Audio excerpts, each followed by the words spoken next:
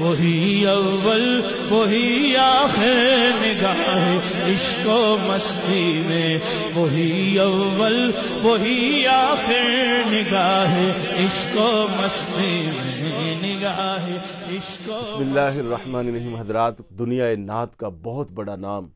عاشق رسول، دین اسلام کے سچے خادم، گزشتہ دنوں جناب خالد حسنین خالد صاحب معروف نعت خان اس دنیا سے گئے۔ بہت دکھ ہوا، نہ جانے ان کے جانے پر بے ساختہ آنکھوں سے آنسو کیوں بہے، دل کیوں تڑپا،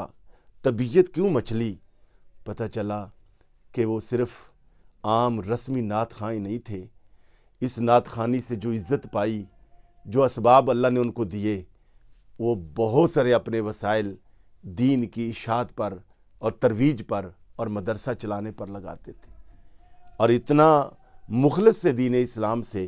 کہ مدرسہ میں پڑھنے والے بچے اگر کبھی باورچی نہیں ہوتا تھا تو خود کھانا کھلاتے تھے، اپنے ہاتھوں سے بناتے تھے۔ یہاں لوگوں کو تھوڑا سا نام مل جائے، تھوڑے سے پیسے آ جائیں، اشتہاروں پہ نام آ جائے، اخباروں میں نام آ جائیں، لوگ حقیقت یہ ہے کہ سیدھے منہ سے بات نہیں کرتے۔ مگر جناب خالد حسنین خالد صاحب سے جب بھی کبھی فون پہ بات ہوتی، بہت اخلاق سے بات کرتے اور علماء کا بڑا قدر کرتے، دین کا درد رکھنے والے تھے۔ اور یہی وجہ ہے کہ اللہ جل شانہ نے ان کو یہ مقام دیا ہے کہ نبی علیہ الصلوۃ والسلام نے ارشاد فرمایا، جس آدمی کا مرتے وقت آخری کلام کلمہ طیبہ ہوا، اللہ جل شانہ اس کو جنت میں داخل عطا فرما دے گا۔ پوری دنیا نے دیکھا کیا نکھرا ہوا چہرہ تھا، کیا اجلے ایک مسکراہٹ تھی چہرے پر، اور آخری وقت میں سبحان اللہ، ادھر اکثر جو عالم نظم میں ہوتا ہے لوگ ان کو کلمہ پڑھاتے ہیں، مگر وہ ایسے مترنم انداز سے کلمہ طیبہ پڑھ رہے تھے، اور 3-4 دن ICU میں بے ہوش رہنے والا آدمی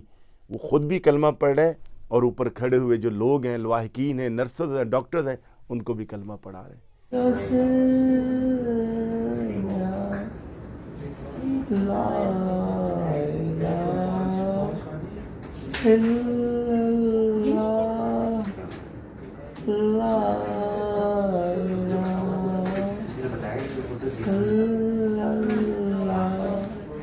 سبحان اللہ، کس شان کے ساتھ اللہ نے ان کو اپنے پاس بلایا ہے۔ کم عمری میں چلے گئے۔ حضرات گرامی قدر، جو ان سے پیار کرنے والے ہیں، میری ان سے گزارش ہے، ان کا مدرسہ بند نہیں ہونا چاہیے۔ ان کا سنا ہے اولاد نرینہ نہیں ہے، بیٹیاں ہیں، ان کی معاونت کیجئے، ان کا سہارا بنیے، ان کے مشن کو جاری رکھیے۔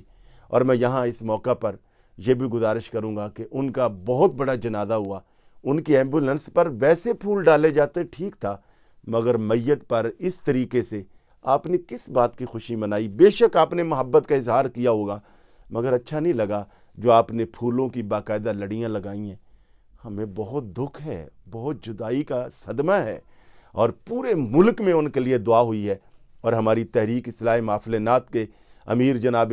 صاحبزادہ مفتی نعمان قادر مصطفی صاحب نے پورے ملک میں گزارش کیا ہے، ائمہ خطباء کو، جمعیت علماء پاکستان کے سربراہ ڈاکٹر ابوالخیر زبیر صاحب نے فرمایا ہے کہ مساجد میں ان کے لیے دعا کی جائیں گی۔ آئندہ آنے والے جمعہ میں انشاءاللہ اپنے جمعہ پر ان کی ملی خدمات کا، دینی خدمات کا، اور نعت کے میدان میں جو انہوں نے صحیح شعوری کوششیں کی ہیں اس کا تذکرہ بھی کیا جائے گا، اور دعائے فاتحہ بھی کی جائے گی، اور دعائے بخش و مغفرت بھی کی جائے گی۔ اللہ جل شانہ جناب خالد حسنین خالد صاحب کے درجات بلند فرمائے، اللہ ان کی بیٹیوں اور ان کی بیوی اور ان کے لواحقین کو صبر جمیل عطا فرمائے۔ اور یہ بھی دعا ہے کہ اے اللہ ان کے صدقہ میں ہمیں بھی ایسی موت دینا، شان والی زندگی، ایمان والی موت دینا، اور ہمیں بھی جب موت آئے تو زبان پہ تیرا کلمہ جاری ہو جائے، نگاہوں کے سامنے پیارے آقا کریم کا چہرہ والضحیٰ آ جائے، انا للہ و انا الیہ راجعون۔ میں پھر کہوں گا کہ بچھڑا کچھ اس ادا سے کہ رت ہی بدل گئی ہے، ایک شخص سارے ملک کو اداس کر گیا ہے۔